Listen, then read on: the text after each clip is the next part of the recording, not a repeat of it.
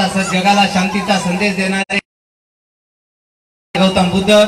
दिवसा गावातली घाण आणि रात्री डोक्यातली घाण साफ करणारे तपोमूर्ती, ज्ञानमूर्ती, वैराग्यमूर्ती संत गाडगे बाबा, ज्यांनी वारकरी संप्रदायाचा धुरा स्वतःच्या खांद्यावर पेलला अथवा समर्थपणे नेण्याचं काम केलं ते वारकरी संप्रदायाचे जनक संतश्रेष्ठ तुकोबाराय, ज्यांनी वारकरी संप्रदायाचा धुरा पेलला नव्हे तर किंबहुना स्वतःच्या तळहातावर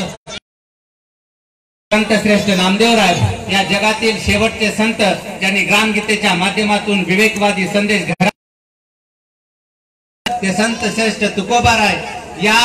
जगातील पहिली नव्हे तर महाराजांची समाधी शोधून काढणारे शिक्षण महर्षी महात्मा ज्योतिराव फुले, ज्यांनी महिलांसाठी पहिली पुण्यामध्ये शाळा काढली, त्या ज्ञानज्योती, क्रांतीज्योती, महात्मा क्रांतीज्योती सावित्रीमाई फुले, त्यागमूर्ती माता पुरुषांनी स्वतःचं कर्तृत्व, नेतृत्व आणि त्या तमाम मानवतावादी विचारांना मी प्राध्यापक शिवशंकर डोईजड मानाचा मुद्रा करतो।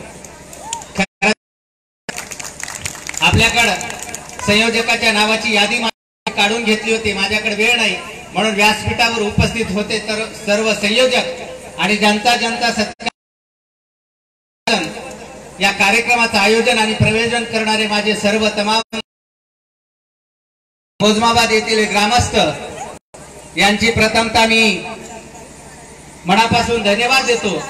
कारण आयोजन खूप सुंदर केलं। आयोजनामध्ये प्रयोजन झाली,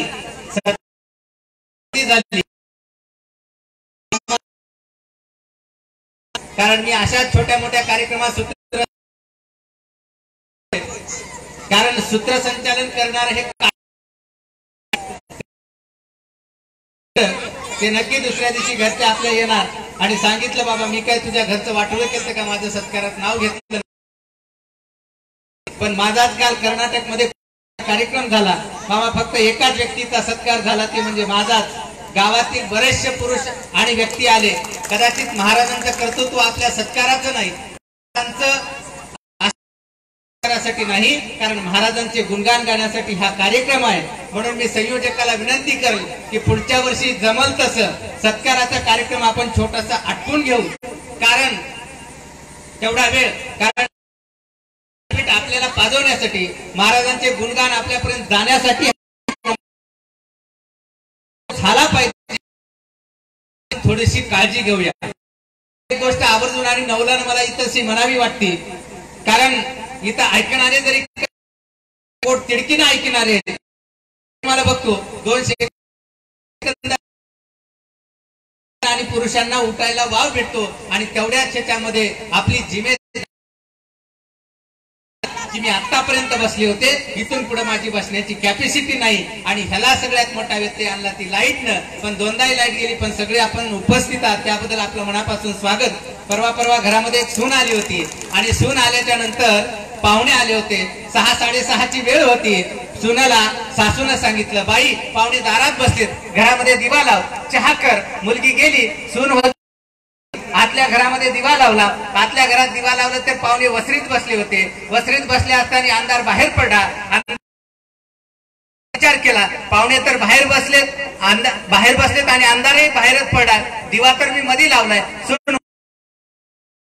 घरात आणला तर मध्ये अंधार पडला होता, जिथं तिने चहा करत होती, तिला प्रश्न पडला पाहुणे बाहेर बसले, मी आत आहे, अंधार पडलाय, मला काय दिसत नाही,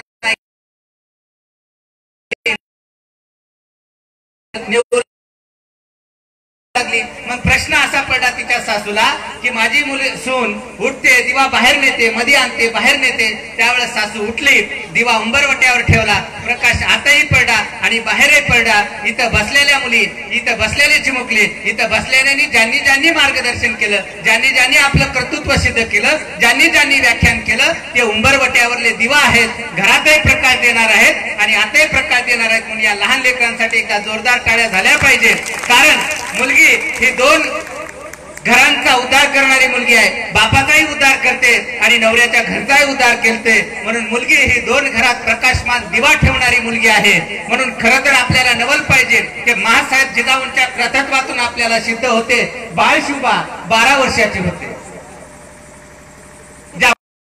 स्वतःच्या गर्भामध्ये 9 महिने 9 दिवस शिवरायांना वागवलं आणि गर्भसंस्कार दिले आणि त्याच गर्भसंस्कारातून रयतेचं राज्य उदयास आलं आणि आपल्याला रयतेच्या राज्यासाठी अस्तित्वात असणारं स्वप्न माँसाहेब जिजाऊंनी बाळ शिवबा उदरात असताना पूर्ण केलं.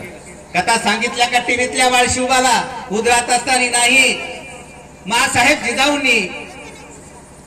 गर्भात असताना स्वतः रामायण वाचायचे, महाभारत वाचायचे. एवढेच काय, ज्या ज्या काही कृतत्वान व्यक्तींच्या कथा असतील त्या कथा वाचायच्या आणि ईश्वराला आणि माँसाहेब तुळजाभवानींना एवढी प्रार्थना करायची की माझ्या रयतेवर जे चाललाय अन्याय, माझ्या रयते जे जोखडीमध्ये सापडली, माझी रयते ही पारतंत्र्या दारिद्र्यात सापडली, तिला बाहेर काढण्यासाठी माझ्या पोटी असा एक पुत्र येऊ दे की जे या